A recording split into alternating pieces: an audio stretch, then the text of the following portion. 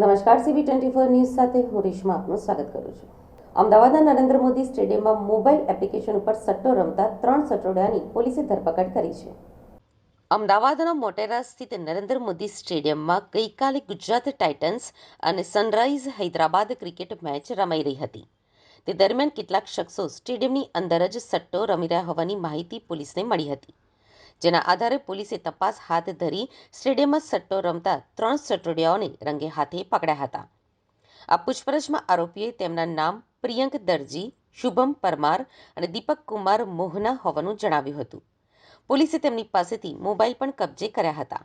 આ તપાસમાં આરોપીઓ IPL મેચ ઉપર એક ચોક્કસ એપ્લિકેશનની મદદથી સટ્ટો રમતા હતા. ચાંદખેડા પોલીસે આ અંગે 3 જેટલા ગુના નોંધીને વધુ તપાસ હાથ ધરી છે. આ કેસની તપાસમાં 3 બુકીઓના નામ ખુલતા પોલીસે ઝીણવટભરી તપાસ હાથ ધરી છે.